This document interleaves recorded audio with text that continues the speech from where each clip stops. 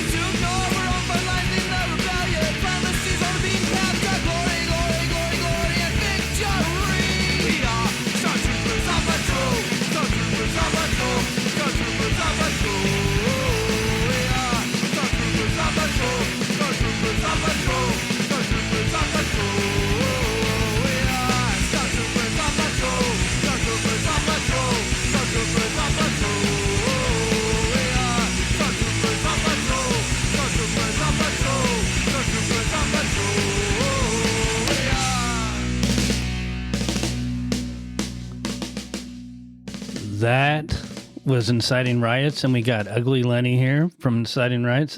Dude, that's badass. I like that. I've not heard this album, and dude, that was badass. I like the breakdown. That's cool. So how you doing, brother? It's been a long time. Yeah, years and years and years. Yeah. So how you been? Been great, just playing music and living life. Yeah. So we'll go through the whole history, but right now, what bands are you doing? Currently, just Inciting Riots and 13 Wolves are active right now, and then I think Social Spit might still be a band. Oh, really? And Confederates whenever Darren's in town. Yeah. Actually, I tried to meet up with Darren. Oh God, a couple of months ago. He was in town for a short spell. Yeah. We recorded then. Oh, okay. Yeah. That's what it was. Yeah. So I didn't know that you were in Confederates. Yeah. Dave, the original bass player, I guess he was going on tour with Tilt Wheel, and they're like, "Oh man, he's gonna be gone a while." I'm like, Yeah. "Well, I'll fill in while he's gone." Yeah. And so I just filled in, and then when he got back, he, instead of just taking back his place, he just became the third guitarist, and then eventually just was doing his own thing for a while. Well, that's cool. Yeah, I remember. God, hearing that band. Who else? I'm trying to remember. Who else is in the band? Todd Dammit. And then when I played, it was Grant and Cameron from the Union. And Grant, right. Okay, yeah. Okay. So for those that don't know, our history goes back to what, 90? Probably at Union. Yeah, because I think when I first met you, I was in Public Nuisance. Oh, that's right. 1990. Yeah. And then so that would be dungeon shows. Yeah, definitely. Yeah. Back playing with like RMSD and yeah. So when did Construction Through Destruction start? In '91, like I was writing a lot of songs and pretty much had enough to do like some thing on the side, and then I ended up just wanting to do my own band more. Yeah, because I remember that God, it's still, there's so many bands back then, but then whenever a new band would come up, it seemed like everyone kind of, it was one of those things where someone from one band would start with another one and then form something, and then it would just start getting bigger and bigger, and then bands would just kind of fall off. Yeah, I think probably every band's related in some way now. Yeah, it's how incestuous it was back then. But so, and you still, we were just listening to the to your 7-inch here, and do you still play with anyone from back then? No, not really. The band from the 7-inch, the drummer Brent, he ended up going and playing with Dodgeball and then Eveready.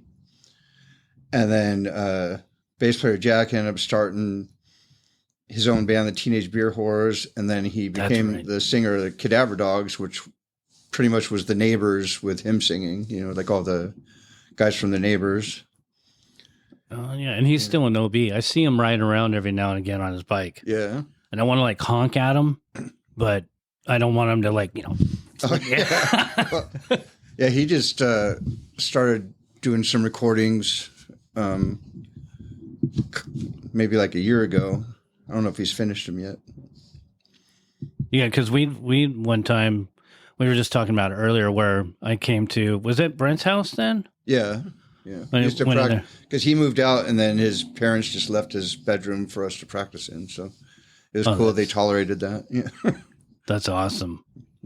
So, I remember his dog, every time I'd show up, the dog would fucking hate me, and I was like, damn, I'm like, what's the problem with your dog? She's like, I don't know. It's just when he sees you, he just hates you, and I think we figured it out. I represented noise. Every time I showed up, it got really fucking loud. Yeah. So I even went to Claim Jumper one time, and when they used to have the big ass rack of beef ribs. Yeah. And I saved all the bones. I'm like, I'm going to make this dog my best friend. Right.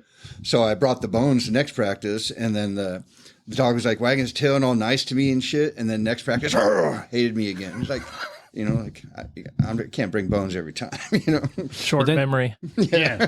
Well, that's like me with the landscaping is I have the dog treats in the truck. So there's a couple counts that I go to because there's one that has 4 dogs. And as soon as I show up there, I'll show up in the front, get the line trimmer going, I'm doing my thing, and I can hear them in the house barking like crazy. And it's a bunch of smaller dogs. So for a while there, I would have all these treats. So I'd get into the back and then I'd have to feed. I'd feed them 2 at a time. And they would all 4 of them line up. So I'm getting them 2 and I'm doing the Bugs Bunny. And for you, and for you. And then the smallest one would go around it would start in the beginning and go around and me boss. Mm-hmm. And me boss. So I just keep feeding them until they finally shut up and then I can go and mow the freaking backyard.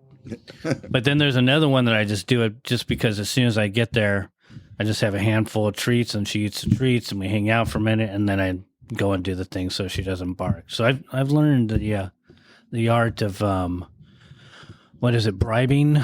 Yeah. The dog. But yeah, so that was back in God, so I started in 90 and then how did you find me at Soma? I don't remember. Was it because of short-lived or? I think it was because you knew Kelly and I knew Kelly and we became mutual friends that way because I think she was really good friends with your girlfriend at the time. Yeah. And then, she was with Sid, my buddy Sid. Yeah. And when I started booking Soma, I was still out in Santee.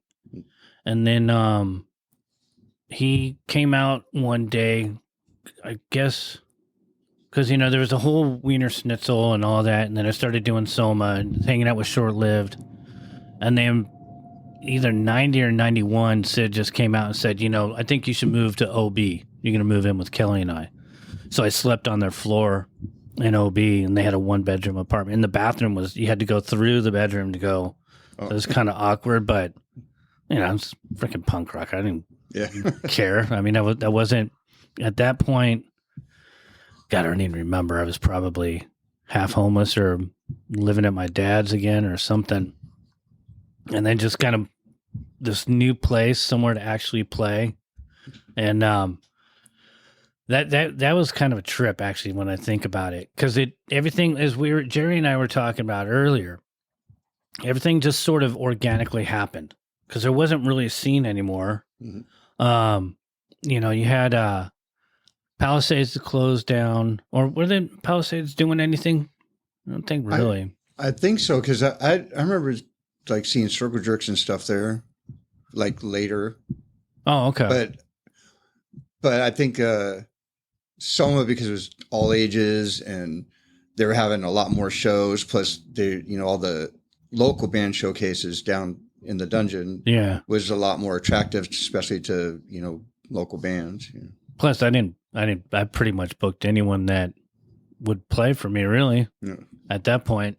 And that again, it's funny that I was able to do that with Len running the club. He trusted me enough to bring in, because we had some freaking gnarly shows down there. Yeah. Speaking of, so what do you think is your fondest memory? Which show was the craziest from the early days? Probably any show we played with the River Bottom Nightmare Band. Those would get pretty rowdy. I'm lucky. I have this show on videotape. Even we played a show, and I was playing a song, and during the slam pit, someone got thrown into the microphone, and it hit my guitar just on like a sweet spot where I didn't notice for a little bit. Then I start playing, and I hear this like my neck was busted. I didn't even notice, Oh, no way. So I got mad, and I pulled it off, and I threw it on the ground and kicked it, and Kelly was actually singing a song with us at the time, and she's like kept singing, and everyone's looking at her like, what happened? Like no one saw it, But then I was glad I found out it was videotaped, and when I saw it, I was like, oh, yep, that's what happened. Because I didn't even know what happened at first. I was just like, why is my guitar all fucked up? Right. That's crazy. I don't even remember that. Yeah. Then I remember one time went out to the desert. They were having a desert show out there, like with Dahmer's Diner, and like a lot of local bands went out there, Chicken Farm and stuff. And so local bands were playing. There was bands from Arizona playing, and like Face to Face played, and Rhythm Collision and stuff like that. And then the next night, Face to Face were playing at Soma in the dungeon, and CTD were opening. And I don't know if it was from the weather change or whatever, but Trevor from Face to Face like busted, all the strings like broke or whatever. So he used my guitar to play the rest of the set. And I remember when I got it back, I was like, damn, this thing's never been this tuned. Like he tuned, like, I'm like, what did he do? Like it's staying in tune. It's, Oh, that's funny. Yeah, I don't even remember that either. This is the whole reason why this is so great, because I don't remember, like, certain bits and pieces, will pop in and be like, oh, yeah, I remember this and that. But, like, especially the dungeon shows. I was trying to figure out a while ago, we were doing a layout of Union. And, there's, you got the stage and then the one meat locker on the left side and then the green room. But back behind the soundboard, there was the stairway that went up by the bathrooms. Yeah. I had completely forgotten about that for years. So remembering those shows down there, like you bring up River Bottom Nightmare Band. I have pictures of, I think like 3 or 4 pictures. And then, who was this? Well, Darren. And then, who was the singer? Justin. Okay. Yeah. And, Darren with his top hat. Mm-hmm. And then, guys, see those shows with like you guys, Chicken Farm. For me, those were the fun ones. Yeah. You guys, Chicken Farm, Neighbors eventually. Yeah. Right. And then, but with River Bottom and then RMSD And did you guys play with us? Yeah, Pour? I actually had the flyer. I'll have to scan it and send it to you. It was like a band called Fuss Budget. Yeah. And God, there's a couple other bands, but yeah, I had the flyer for that. Oh, wait a minute. You know what? Matter of fact, I didn't have your logo, so I made a logo for you. And Was it Dahmer's Diner? May have been. God, I don't remember. Yeah. I'm thinking, I do remember a flyer that I had made because, back then I was just kind of handwriting. I didn't really have a logo. I kind of had one. We had some stickers made, but I think it was us, Dahmer's Diner, Fuss Budget, and River Bottom, maybe. Yeah, maybe. But I can't remember. What It was only, 32 years ago? Yeah. I know, exactly. I'm like, God, this is really pulling the freaking memory strings. Yeah. But I do have the flyer for that show. It's a blue one, even. I even remember that. That's Gotta post that on the page. Yeah, I'll scan it later and send it. Yeah. And same with that video with your guitar neck. Oh, yeah. Yeah, I have Be to up there transfer too. that. Yeah. That'd be cool. Yeah, because Jerry, you kind of remember. Did you go to, we were talking about earlier, did you go to any of the dungeon shows? Or I never went to a dungeon show. It was so bizarre because it was the meat locker, the place or whatever. And it was so fucking dark. We only utilized the middle section of the room, but the offside, the green room, that's where STP, we did that video, and they had everyone moshing in that just so they can get the B shots and the overhead of everything. It was the most silly fucking thing. Oh. But the idea of doing those shows down there, I thought that was like the climax of my doing any shows. Like, I'm freaking booking bands and, making friends with all these musicians, and, that was it. I think, I'm trying to remember if Keith Morris's Bug Lamp, if I had him played. I think I had Keith Morris and Bug Lamp play there because I was trying to get him to put Circle Jerks back together. And I kept telling him, if you get the Circle Jerks back together, you have to play for us at Soma. But that place was gnarly. It was the dungeon. But there was some crazy, crazy shows there. And amazing talent that came out of that place. Yeah, there's a lot of bands that, like, I remember, but they didn't last that long. And, like, I remember there's one band, Fishing Rod. Oh, yeah. Their George? band...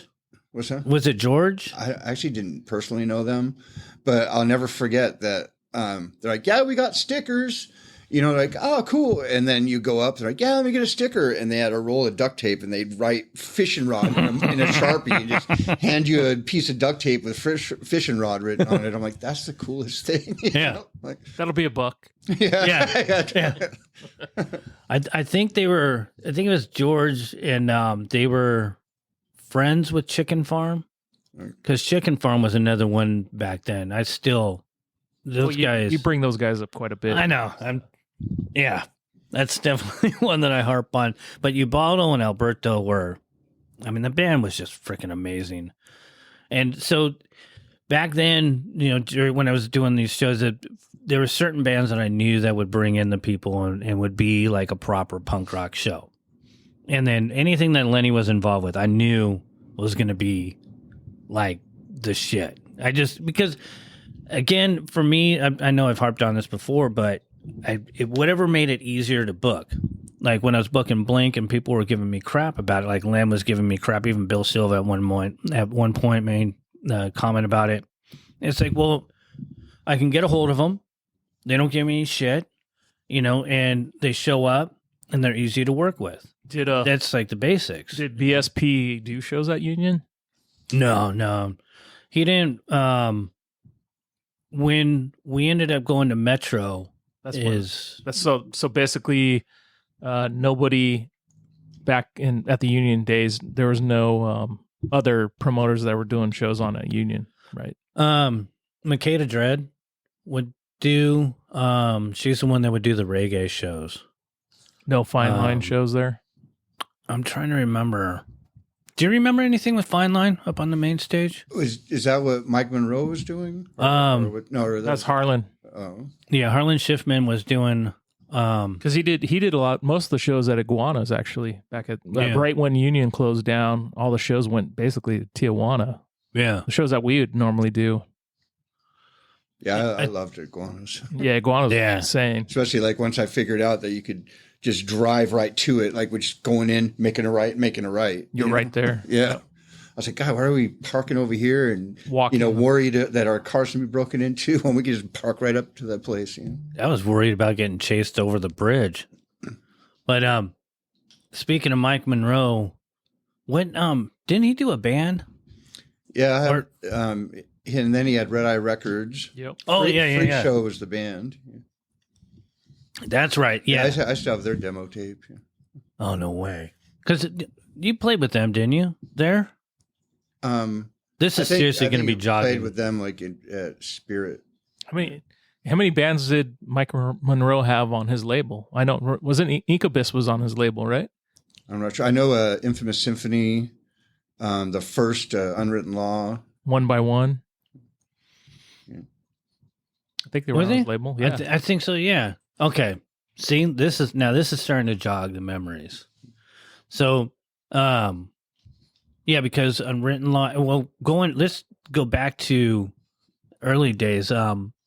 Puzzle Box, and wasn't JD from Industrial Strength in Puzzle Box?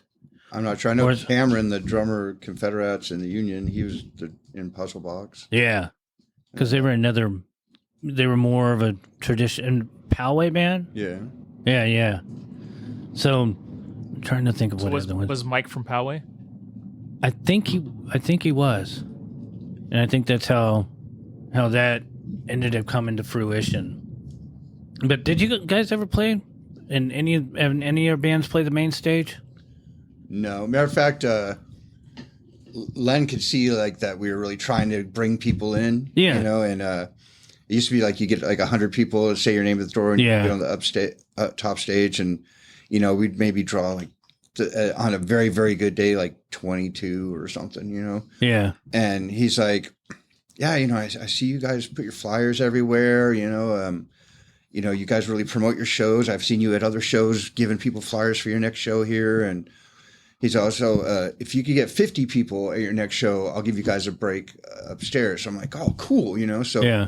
We talked to all our friends and we were like, okay, we got like 200 people saying they're going to come. You figure half of them are full of shit. Yep. So that leaves 100. It's like, even if like 50 of them get sick or whatever, we still got the 50. Like, if 1/4 of the people that say they're going to come, we got it, Yeah. So I think that show we drew like, 19 or something, and I was mad, and, I ended up like writing a song about it, like, fuck, man, I never asked you pricks for nothing, and the one time I actually do ask you, I even told my friends, like, I think it was $5 to get in. I'm like, I'll give you your $5 back,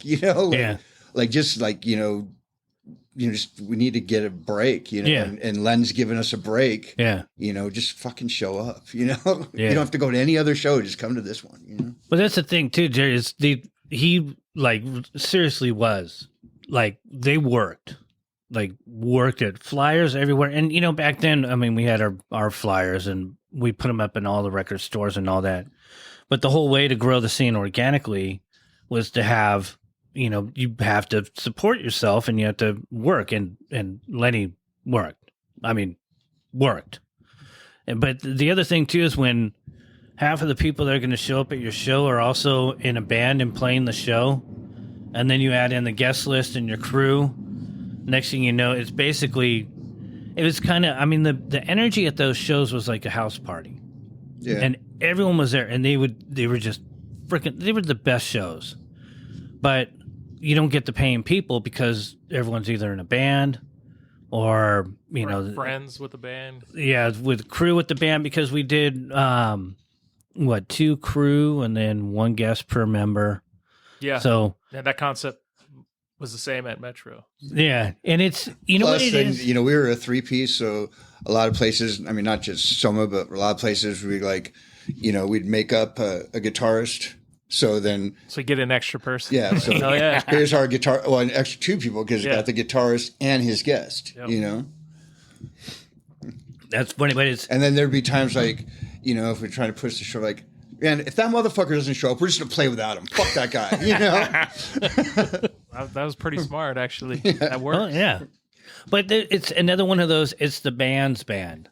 You know, all the bands dug you guys, and then everyone that's been in a band, it's just it's just you guys were a staple. You just didn't get to that criteria. But other than Soma, where else were you guys playing?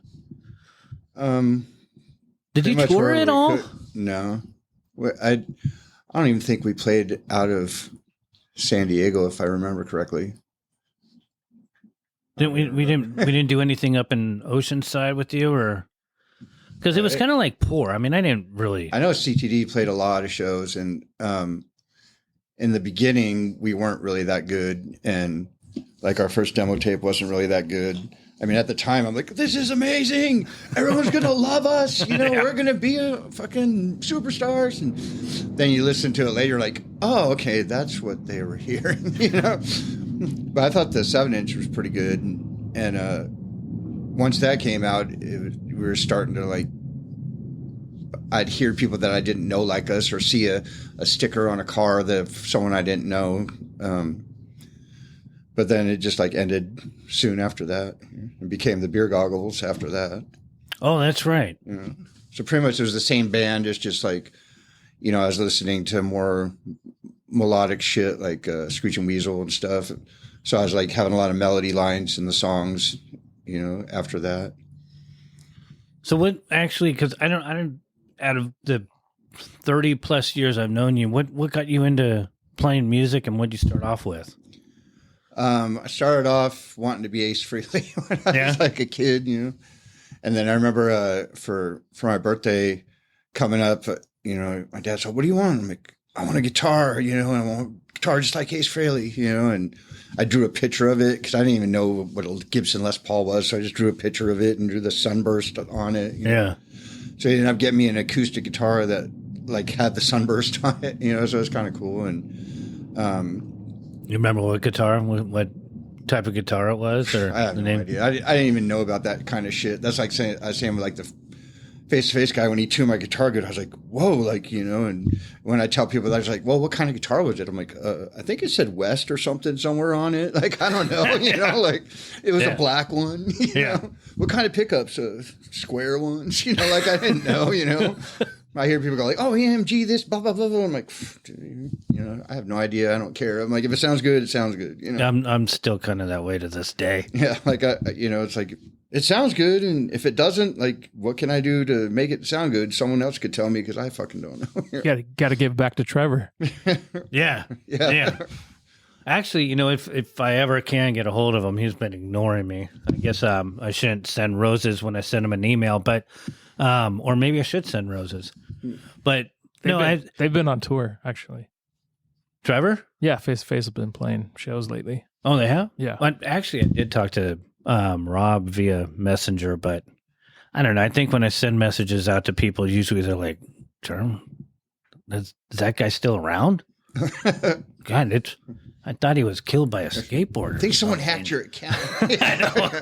Oh, yeah, and that did happen to me quite a bit. I think I probably brought it on myself because I don't understand social media or shit. But no, I was the same way with instruments and stuff. But so you get the mock Ace Frehley guitar from your dad, and then and then I think I started getting influenced by like punk rock stuff because I wasn't that good, and I'm like, whoa, I accidentally just figured out No Values, you know, or you know, or like, whoa, like fucking listen to Circle Jerks or 7 Seconds or something. You're like, I can play these songs, you know. Did you do the Smoke on the Water? Oh yeah, and you know, Iron Man and Paranoid. You're like, whoa, I could like go down, up and down strings, you know. Yeah. And so, what age was that? I was probably like 12, maybe. Yeah. Okay. Yeah, that's about the same for me. I took a guitar class in 11th grade and I got a D. But the main thing that I got from it is the scar above my nose. I was pulling up the sheet stand, and I finally got it loose enough and went hit me up above my nose. Oh, jeez. And it was bleeding, and someone in class had told me. And I'm like, oh, okay. Well, so then I went home, and my mom goes, put a Band-Aid on it and go back to school. I'm like, oh, fuck. So I had to go back to school. But, there's guys in there noodling around like Eddie Van Halen and Yngwie Malmsteen, and I'm going, oh, and that's why I ended up playing the bass, because I couldn't play the freaking guitar. And I can't do power chords or anything, but I play the bass kind of like a guitar if I pseudo knew, and then again, for me, it's if I add enough distortion, then I can cover up.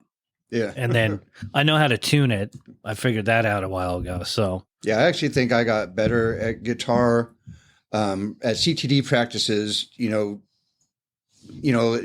Sometimes we just loosen up with a song, but sometimes we just like fucking fuck around and just do some blues jam or just whatever. And I when I first started trying to play solos, like Mark would play some bass line or whatever, and then Brent would start playing drums. I'd try to play solos, and they'd sound like Greg Ginn, like kind of where they're not really in tune and not right.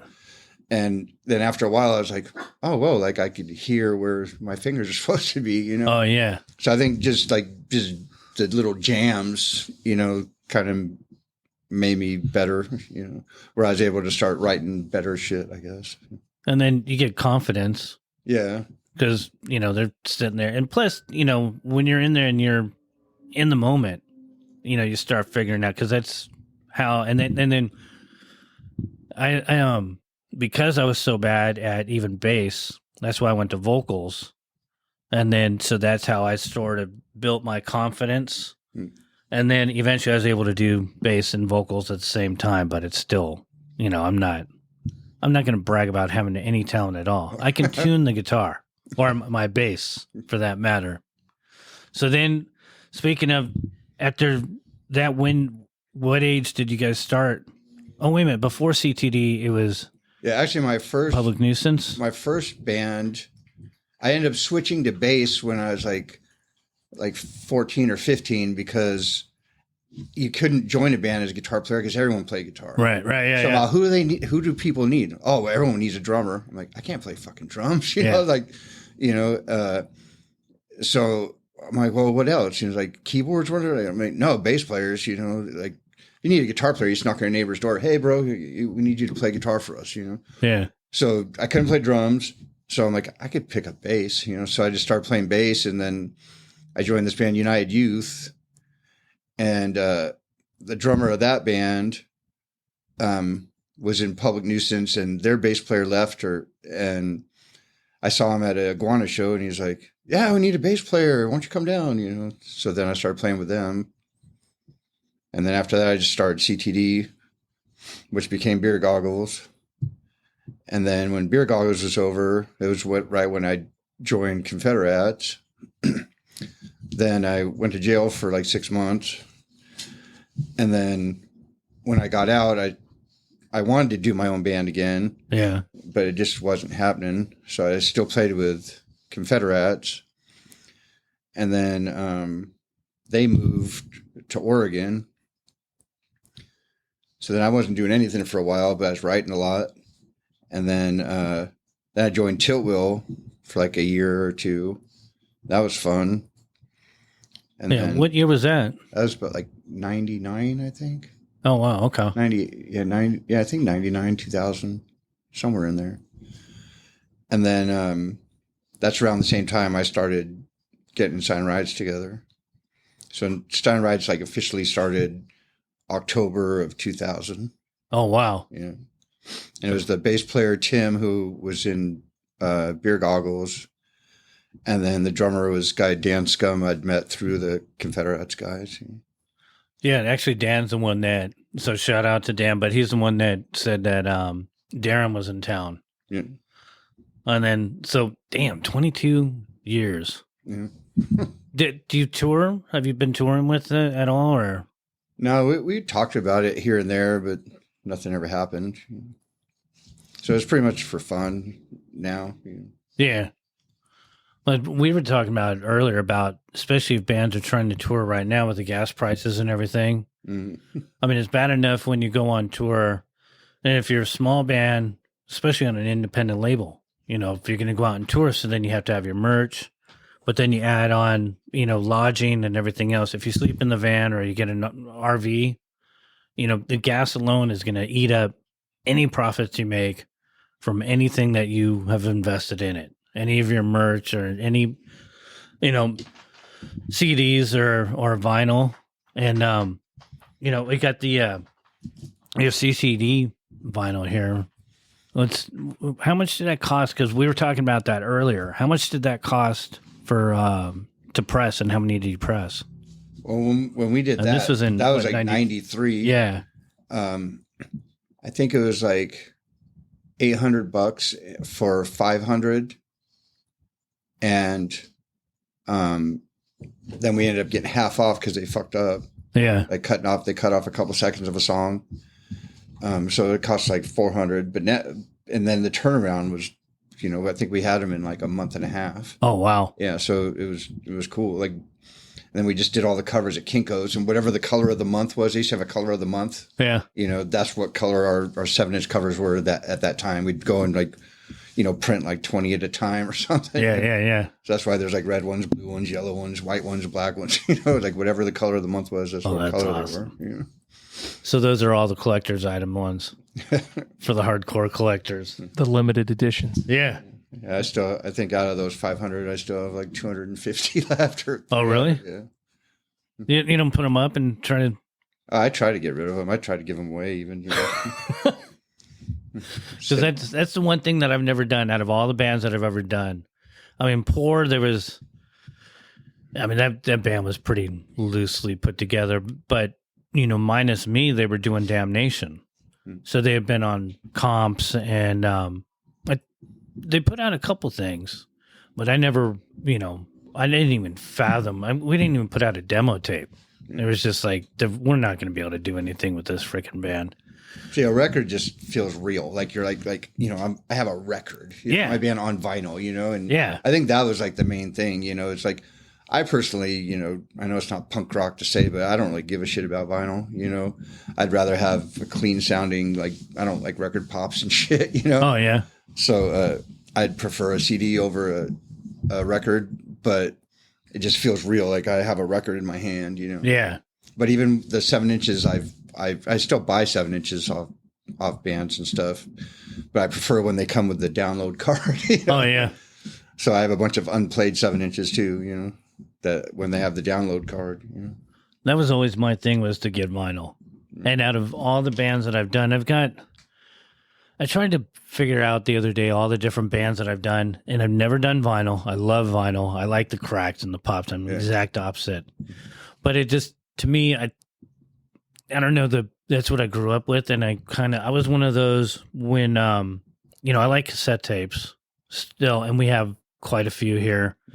But when CDs came in, it was like, I don't know, it's not traditional, and I mean, it's easier. It was cheaper, and I've got more CDs out than, I even remember all the names for, because we would do our demos on them. And then, they've still, if I go through my archives, I'm going to find crap that have, Sharpie drawn name on it. Like one band, Weird Al Qaeda. And it was just like recordings that we did while rehearsing that we pressed. And it was so much easier to do. Yeah. But no, I want vinyl. And so to this day, eventually I might get it if I have enough money and a band to do it with. But nowadays it's so like, after you're on a record, then CDs were starting to be like first coming out, and they're like, yeah, I want to be on a CD. Right. And they were expensive as fuck to make then, I know. And now it's like, they're dirt cheap to get done, like these, like I get them done dirt cheap, and, but also like, because we can do them and no one even wants a CD anymore. We have trouble getting rid of them. Because everyone downloads everything. Yeah.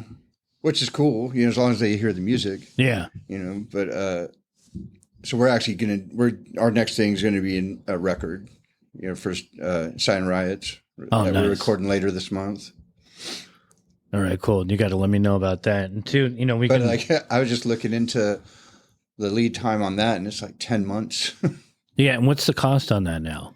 It's pretty ridiculous. I'm gonna have to like talk to people because, just like out of pocket costs were like seeing around like $10 a piece, and that's like a low run. I'm like, damn, because I bought some 7-inches from bands and they're like expensive. I'm like, damn, I remember 7-inches were like $3.50 or $5 at the most. Yeah. Now they're like $15 or something, $20. Because even like a 12-inch was like back in the day was like $12 or something. Yeah. Now it's like for a LP, it's like what, $35 for vinyl? Yeah. Crazy.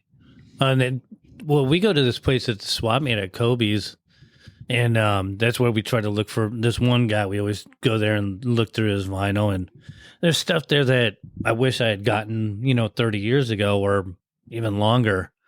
It'd be like $50. I'm like, $50 for this? Yeah. So now it's kind of turning to where I'm going, I should just get it on CD. And then I have to remember, where do I have a CD player? Oh, Fuck. Oh, in the truck. Oh, I don't really listen to. It's like it's completely shifted. I'm so far behind and off kilter, and I don't really download stuff. V downloads. She's got a ton of music. But again, it's like, she'll have it on her phone, right? And I still haven't figured out how to get stuff downloaded onto my phone. So that's why I just love the vinyl. But it's an investment now. And that makes it even harder, if you're out trying to promote yourself. So that's why you got to do, shows on the shirts and all that. But, I got here, the Inciting Riots. And then when did this, I love this artwork, 13 Wolves. So how did this come to fruition? I think I'm like their 9th bass player. Oh, right. Yeah, something like that. I'm the longest running bass player, but I actually saw them play a couple shows, and I thought it was cool. And one thing I like about that band, I usually don't even tell people I'm in the band. Just like we all have like alter ego names on there. Yeah. And the cool thing about it is, you're wearing masks. No one knows who the fuck you are. You can jump around like a goofball and not feel dumb. Right. So it's a lot of fun.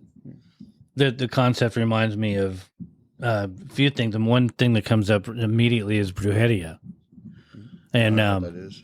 You haven't heard Brujeria? Uh-uh. Oh, they're insane. They're on Alternative Tentacles, and it's God, how would I describe them? They do their songs in Spanish. They're death metal band and death metal.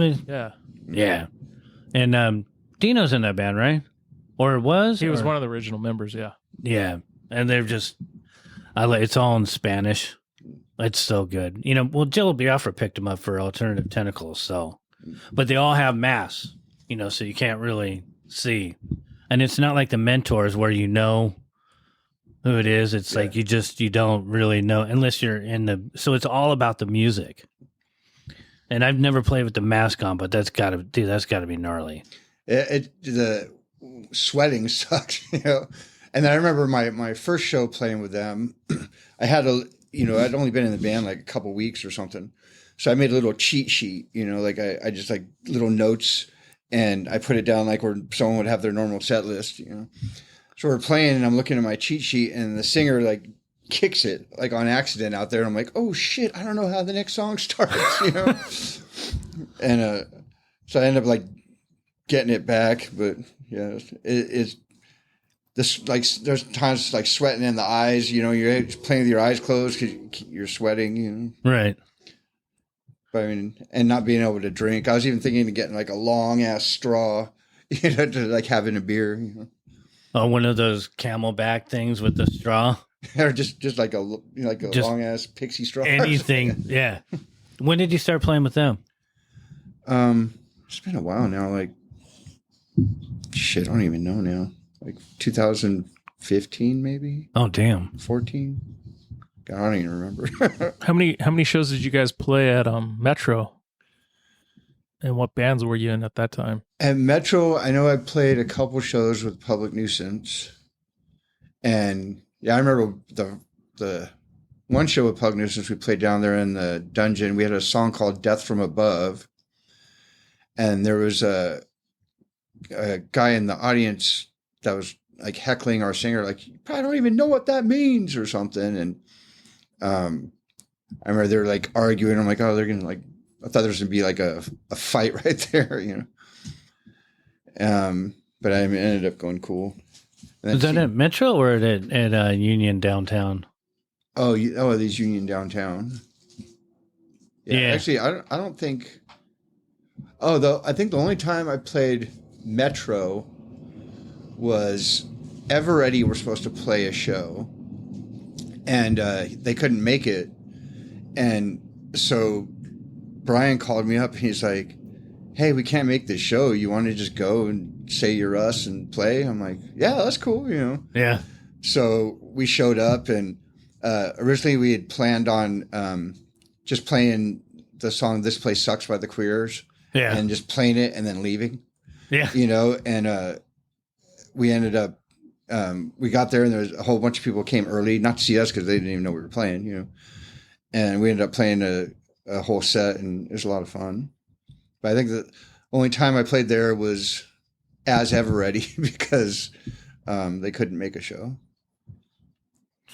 That's the one that's by the sports arena, right? Yeah. Yeah. No, that's that's the one now. Yeah. No, the Metro is by Office Depot and Tia Leo's. Off Moreno. Oh, I don't think I've ever played that one. Yeah, I'm trying to think. I don't. So Metro was around from 94 to 99.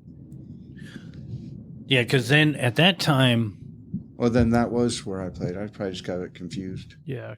Because this would have been like 96. Yeah, then it would have been Metro. Yeah. And Jeremy, you were doing the shows then. Yeah. So I must have. God, You see, I don't even remember that. You booked Eveready and it wasn't Eveready. Yeah, and then you show up and I'm like, what happened to the band? Why so is there all who different would have members? played with you? Would that be? Well, he goes by Jack now, but actually, it would have been Tim, who replaced Jack in the Beer Goggles, and then I believe Brent was the drummer then. Yeah. Yeah, I don't even remember that. That's pretty cool, though. See? Yeah, it was. I believe it was Jawbox and Jawbreaker and Eveready. I think that's what the show was. If I remember, okay, I don't even remember. That sounds like a Casbah show. No, it was definitely Soma. Yeah, that would be because Jawbox, they would do decently, but they weren't. Oh, you know what? I think I do remember that, and I remember just being like, "Oh, fuck it," just because I think Len booked that show. So was that a main stage show? It would be a side stage. Yeah, it was side stage. Yeah, but it wasn't because it was, you know, only 3 bands. Dude, I do remember that. Yeah, and it was, like 96. I don't remember if it was only 3 bands. I think so. Because then you guys would have been playing a longer set than a 20-minute set.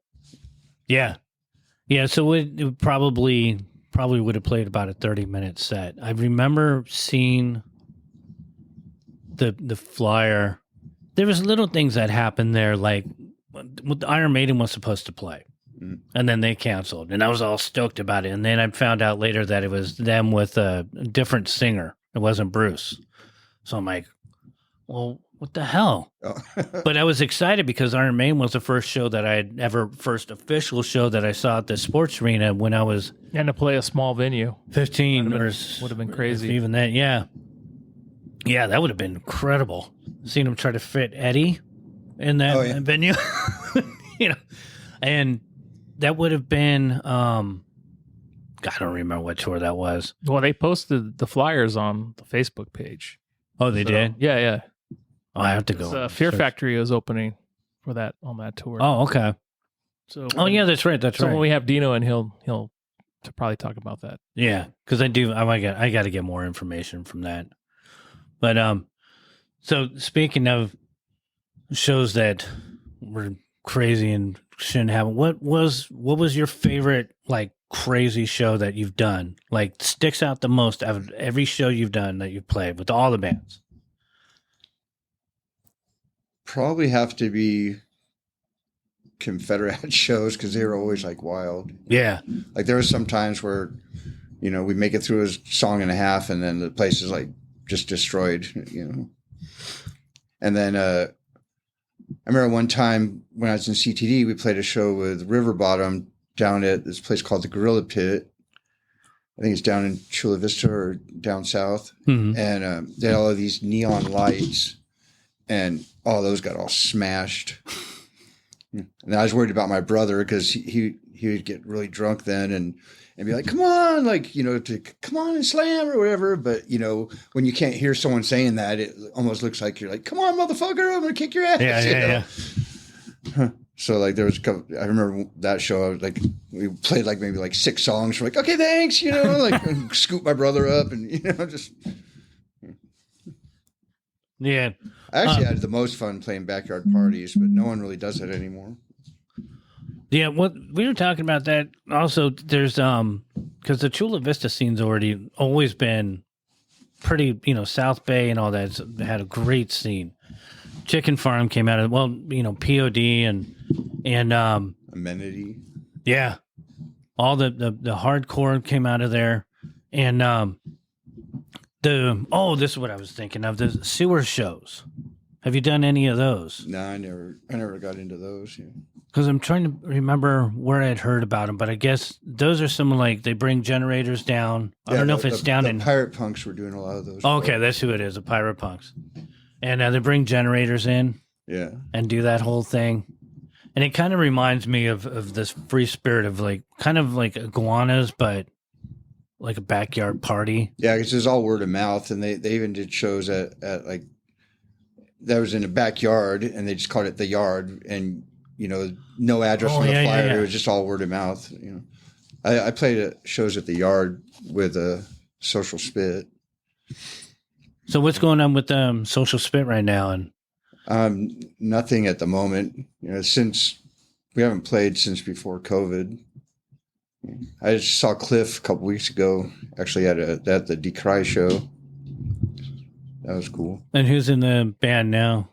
It's actually the same people from like 1988, like Johnny playing guitar, Javier on drums, Cliff singing, and then I'm playing bass. Did you play the you played the Casbah show? Yeah, I've played with Social Spit since 2004 because in 2005 they were going to do the 25th anniversary shows. Oh, okay. Just been playing with them ever since. How'd that come across? Dan played drums in Inciting Riots. He was playing with them, and then they were looking for a bass player, and he just recommended me. Oh, okay. So then I started playing with them. Yeah. And you do any out of San Diego with them, or is... I think we played like up I think it was Oceanside, but yeah, pretty much all San Diego County. And then Ramona, right? What is it, Main Stage? Is it called? Ramona. Yeah, we played a couple shows there, like with DI and I don't remember the other ones. I think Angry Samoans might have even been the same show. Oh, that would be a good show. Speaking of Angry Samoans, were you at that Vandal show? The infamous Vandal show? No, I wasn't. Yeah. I heard all about it, but I wasn't there. Yeah. Any other equipment fucked up? And, yeah. Yeah. My wife and I were talking about that the other day because she loved the Palisades. She was going there really young. Yeah, I love that place too. And for some reason, that was when we first come here, buddy. My dog is. When we first started doing shows, we'd have to have if you were 18, you're fine, but under 18, you had to have someone over 18 to sign you into the club. Mm-hmm. But then, like Palisades and other places, California Theater, they had some great shows. And that was kind of my whole idea, was to try to do those shows, but do them at Soma. Mm. So, I tried to get the Exploited for years and years and years. And then once we started to get the formula working at Soma and started bringing in some of those other bands, I always looked at the old flyers that Tim would do, Tim Mays, which he still kind of does at the Casbah, trying to get that same feel. But it never really, we were a bit more organized, I guess. But that being said, it was also, the scene was kind of gnarly for a while whenever the Skins would show up. So in the back of my head, whenever we had, like when Fear played and we opened up for him, I was always worried that the Skins were going to get a little aggressive. But then we had all the Samoans who kept everyone at check. Yeah, Cliff actually audio taped that show, that Fear show. The Fear show? Yeah. Oh, wow. So he's got me? I know he's got the Fear. I don't know if he taped the other bands. That was such a great show. Yeah, I was at that one. What other bands did you guys play with Social Spit? Are you still getting to play with some of the old timers, or? Yeah, we have, like I said, we haven't played in a while, but like we played with GBH and Angelic Upstarts. That was a good one. How are those shows like? Any of the? Did they get as crazy as back in the day, or? Because no. Social Spit, Cliff's been doing it. I remember him doing it. I think I had him play once or twice, maybe, at the Union Street. But yeah, he's been playing. He's a staple in this town. That was he started. Oh, I remember once I went to his place in Point Loma. There was some crazy party there, but I'd already started doing Soma at that point. But yeah, because he used to make like the Exploited to come down, and then they'd stay at his place, and he'd make spaghetti. That's right. Yeah, yeah. I heard a story about. I think it was him that was ironing Waddy's mohawk for him, and that was just kind of like one of those little urban myths that I heard about as a kid. But yeah, Cliff's been around. God, they were doing shows. What, 84, 85? He started doing that. Yeah, I remember even back then, like at Palisades, like it'd be like Circle Jerks, Adolescents, Social Spit. Yeah, like they were playing all those shows too. So playing with him, that's pretty crazy. He's a legend. Yeah, I really like playing with them because I could pretty much, they have their songs, but then I have freedom to fuck around and do shit. Are you guys writing any new music with them, or? Yeah, we actually I've recorded with them like 3 or 4 times, and nothing's ever happened with the recording. So yet, They did, the Social Spit put out a "Watch It Burn" last year, just a single on Mystic Records. Oh wow, that's Doug Moody's old. Yeah, it's Doug Moody's label. Yeah. Speaking of, we all the stuff we recorded, like since I've been in the band, there's been some songs on comps, and that's about it. Yeah. Anything that we can pull up and play right now? Well, I can play "Watch It Burn." From Social Spit. Yeah, I want to hear that. I haven't heard anything from them in a while. You want to play it now? Yeah. Did you play on this song with them? I'm not sure. I've recorded that song a couple times with them, so I'm not sure if this is the version or if this is the old version. Is this the Dr. No song? This is originally? This is the newer. It came out in 2020 on Mystic, so we can check it out here.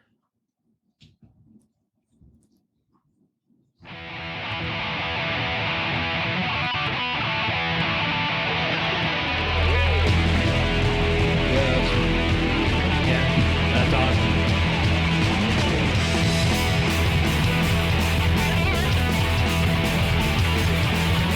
Monstrous machines mutilate man. It happens every 50,000 years. Brother against brother and mother against son. Its purpose has never been quite clear. TV crews propagate, conservatives annihilate. Rage boils from within. Hopelessly obliterate, silence, kill, exterminate. The purpose of this game is to win. Mainstream monster media, the menace of modern mind shall propagate, then terminate. The hand of death that touches me right between the eyes. You will learn to watch it burn.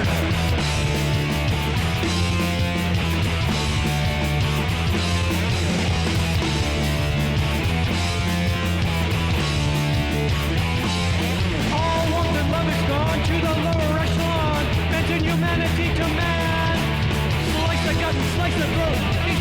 Peter's wrote, blow legally answer to the void. Now nothing looks the same, from butchered bombs to flames. It's all for progress' sake. Through the mud and blood we trod, all in the name of God. Modern Crusade 16, yeah! Making monster media, the menace of modern mind. Shall propagate, then terminate. The hand of death that touches me right between the eyes. You will learn to watch it burn.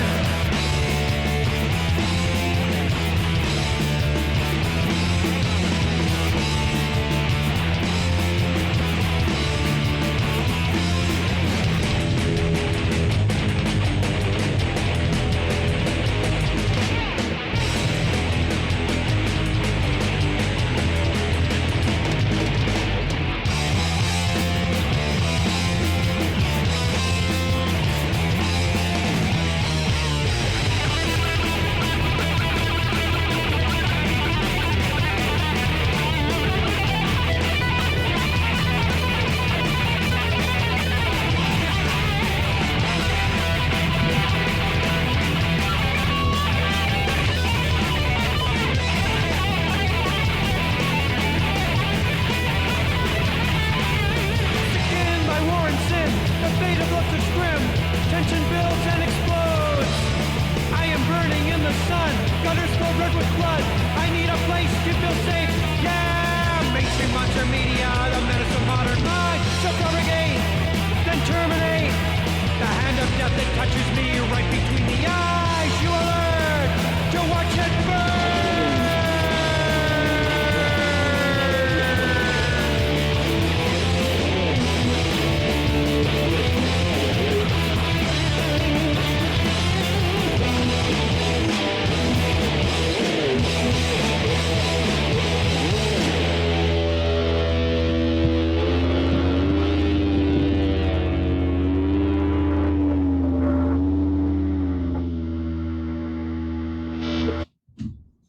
That is awesome.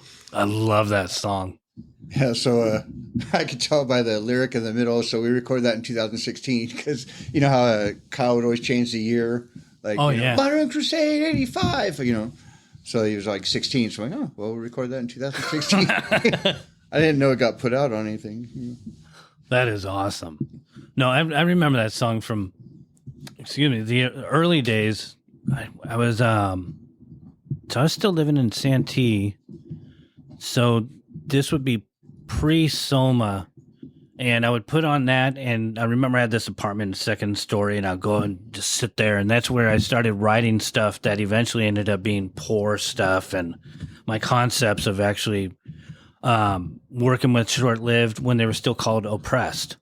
Oh, jeez. So, and I was still working at Wiener Schnitzel with Chris Fields and Ray Cam and God, who else was there? Jeff, Dave, Dennis, you know, basically Short-Lived, and Chris Fields.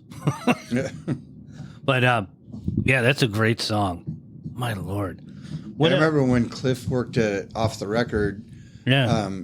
I was talking to him about music and stuff, and at that time they had just recorded the No Place Like Home stuff because I was like, Oh, hey, yeah. you guys have anything? I got your 7-inch. You got any other stuff? And he's like, yeah, we just recorded it. Bring me a tape and I'll make you a copy. I'm like, cool. So I brought him like a TDK XL90 tape, like real good quality. So Yeah. And I remember he taped me, like he jam packed it full of shit. Like they probably recorded, more, twice as much as they put out on that album. And like even a cover of like War Pigs by Black Sabbath. And Oh, stuff. wow. Yeah, it's pretty cool. And then, maybe like 2 months later, tape gets eaten up in my car stereo or something. No way. Yeah. So I'm like, man, I really love that tape, if I bring you another tape. And he was totally cool. He's like, yeah, fuck yeah. I'm like, cool. I just thought it was cool that, someone showed interest in his music and he was like, fuck yeah. I want you to have it, Yeah. I still have that vinyl. I think my wife actually has a copy of it as well because that's one of the bands she remembers from back in the day. Actually, I have told him this later on, but I remember I bought the Live Spit 7-inch. It was like on Mystic and it was blue vinyl. And I think I have that as well. And the Off the Record bags, so I go to my girlfriend's house and I forget that I have the bag in the back dash, and it gets warped in my car. Oh no. So I'm like, fuck, I just bought this, and I think I was working at Burger King then, so like $3.50 was a lot of money. Like, I have to work a whole hour for this 7-inch, Yeah. And so I brought it back, and I was like, yeah, man, I went to put this 7-inch on, and it's just like this, the needle's bouncing, and then I look at it, and I don't know if it's a manufacturer's defect or something, So I'm probably playing it off like I bought it like that. And, Yeah. And I think because it was his band, he was just like, oh, okay, well, I don't know how that happened, but, just trade it out. That's funny. But then I told him later, I'm like, yeah, I fucking left it in the car. I got Yeah, I think I've got. Yeah, I'm pretty sure I got that as well. But yeah, so he worked it off the record. That's where us and the short-lived guys would go to get records. Yeah. And you buy all the demo tapes there too. I think that's where I bought most of the demo tapes from local bands. Yeah, Which off the record. that would be the one in college. Yeah, it's a tire shop now, I think. Yeah. And I actually I have a couple of accounts around there, so I drive by it all the time and I look at it. And because they had the one building that is a tire shop, and then they had That's the one Jay worked at, right? Yeah. And with Curtis, I believe, who ended up buying, I believe he ended up buying the one building the business, and then they consolidated into the one that's now the tire shop, because they had the one new records. Wasn't it new records on one in the one building, and then the one that's the tire shop that's kind of at an angle was the used stuff or something? I don't even remember.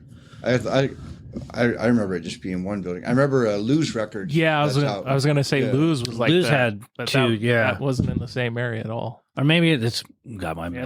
I think you got them mixed up. I do remember the other. Because you go at Lou's, you'd have the new stuff, and then you would go out the door and come outside to the across, and that's where all the used stuff with the videos and everything. Yeah. And they used to have like bands when they'd come to town and they'd go to off the record and do their record signings, whatever. Nirvana.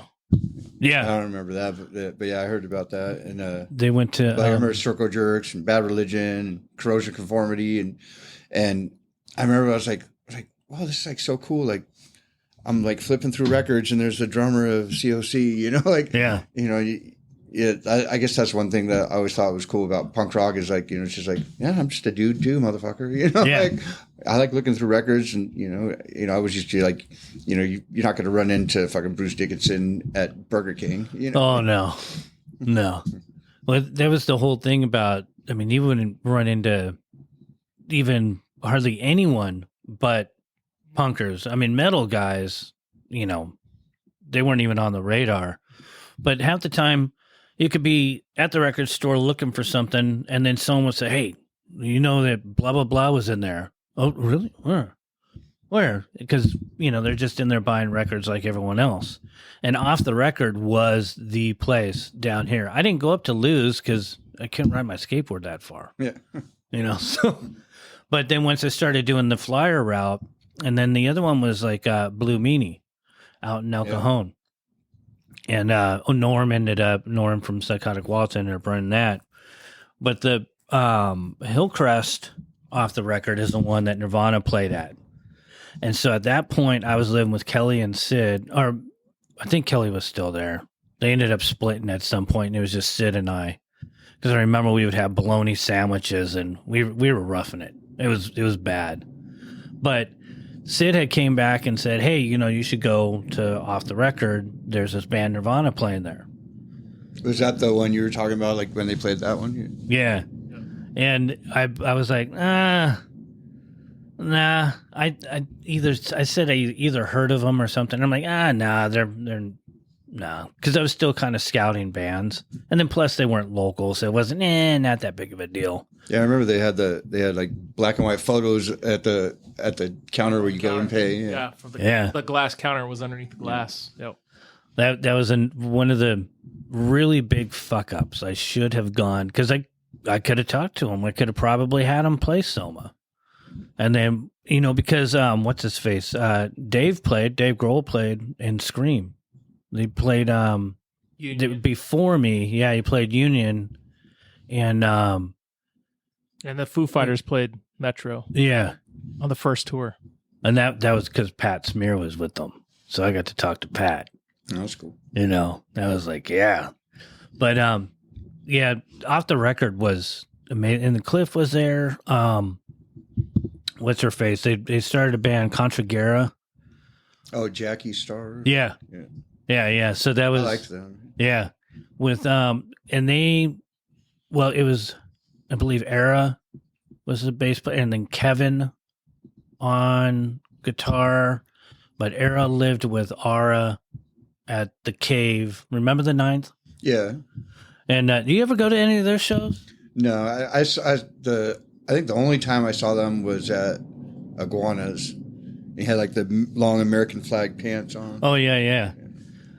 They shot the video for Romeo and Juliet. There's some there, and you can see Jeff from Dahmer's Diner and Short Lived, and Chris Fields in that. Chris when he still had hair, like long hair, right in the front.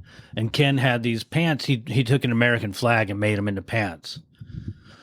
It's such a good band, and that's the origin of them and Short Lived and all that. But because of the 9th is the reason why Len took me serious about booking bands at Soma. So that's I still hold that as a high praise to this day. We talked about it many times. I still get giddy thinking about it. And then Jamie, the drummer, that's the image on the back of my leather jacket. He had this at one point only. He was really mellow and just kind of like this quiet guy, but for some reason he had Liberty spikes. So that image, black and white image, is what I painted on the back of my leather jacket. And Kelly was huge into them as well. I remember the guitar player of Pug Nuisance. He's the one that got me into them. And I remember he kept singing like, "Murdered by the FBI." I'm like, "Oh, what do you keep singing?" And, yeah. And I thought that was the name of the song. It's called Jackie's Dress or something like that. Yeah. And he had the demo tape, and I taped it off him. I think Ray might have uploaded all that stuff on YouTube now. So I know he uploaded a lot of the old, like Short Lived and King Wheelie and all that stuff. Oh, wow. We do have the Behave. I think it's a 4-song demo by the 9th. And somewhere I do have recordings, I think that Ara had done from shows at the Cave. Because at their house, they had this sign in back. It was basically the living room. They made these 2 booths like in a restaurant, and then they had Palisades seats. Again, the Palisades come up. 3 rows of them. I believe they were Palisades. And they put them in the living room, and then they made this little stage, and then there was a sign with the lights going around that said the Dick Floyd Show. And I was going to use that as a name of a band years ago, but that band never came to fruition.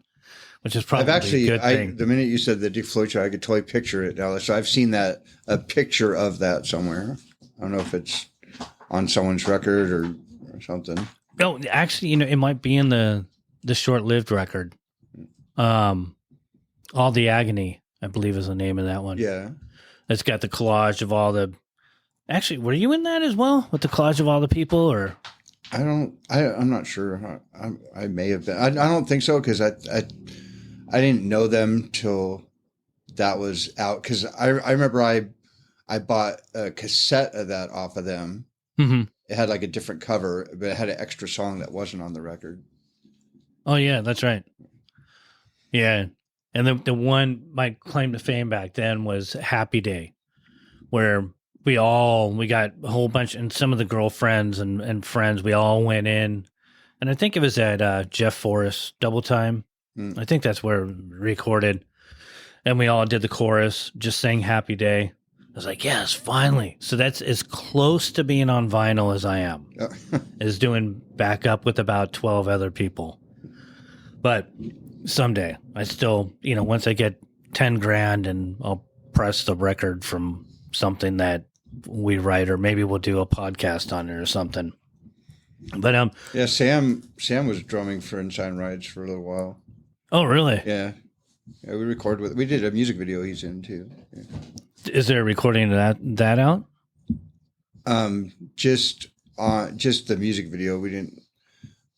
Actually, one of the songs was on a Mystic comp.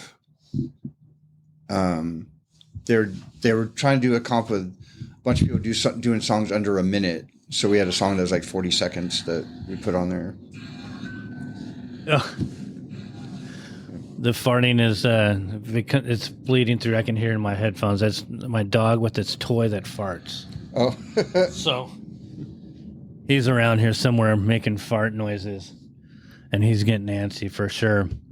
But then we're gonna wrap up things here. What you're saying? Inciting Riots has you're working on? Yeah, we're recording on the 23rd, April 23rd. For hopefully a 7-inch. That's the plan. Yeah. You know? So we're doing like 4 songs for that. Then we're recording a couple extra songs just for fun. And 13 Wolves, we're playing a show in a couple weeks, and we're planning on recording again. We did this. I have this on vinyl too. I have to get you a copy. Oh yeah. Because I love vinyl. And so we're planning on doing another full length, but we haven't really talked about a certain time. Because this will probably come out. I've got it worked out with the Buzzsprout, so I'm figuring this will probably come out in a couple months. So I'll give you a heads up before so we can promote it and everything and do whatever drops. But in the meantime, what are your Facebook and all that where people can find out about the bands that I can do a little. Facebook's the thing I'm on the most. Is I think it's just facebook.com/Inciting Riots. Okay. And then IncitingRiots.com has free songs plus our Bandcamp. All of our music's on Bandcamp for free. Okay, cool. Just search Inciting Riots and it's all on there for free. Like I think everything we put out is on there, except for like covers because they don't let you put covers on there. Okay. And then 13 Wolves. And 13 Wolves have a Facebook page. I think it's the same where it's just like facebook.com/13 Wolves. You know. And then of course Social Spit. Yeah. So Social Spit I think have two Facebook pages. I think one's run by Johnny and one by Cliff. Yeah. Nice. So actually when I think about it, when you stack them all up like that, you're freaking busy, dude. Yeah, I was actually too busy for a while. Like I had more stuff going on, but I had to scale back. Yeah. So yeah, the main focus is Inciting Riots. Okay, cool. Yeah, and you can find that on iTunes as well, or Apple Music. Perfect. So yeah, Lenny, dude, it's been a long time, and it's rattling a lot of the memories. But man, I appreciate it coming down. Seriously. Yeah, some of the memories I was like, God, I used to know dates, and who we played with a lot more than I do now. Getting old, I guess. That's the thing about doing this too, is I'm probably going to remember a bunch of shit late tonight. But, I should have brought that up. But, we can do drops at some point, on the page too, but we'll have you back. And then, it'd be cool to come back when we have the new recordings too. Yeah, absolutely. So we can, because, we can drop songs. And again, you can post stuff on our page as well, or just hit me up and let me know. Cool. And keep it going. And after 30-something years, you're still around and you're pretty freaking busy. And that's just amazing. Mm-hmm. Brother, thanks so much for coming out. All right, Lenny.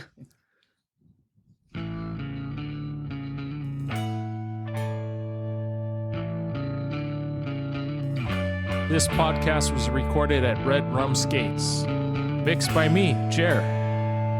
Music provided by Breakacre. We appreciate all our listeners and our guests. Please stay tuned till the next one. Have a great one. Bye.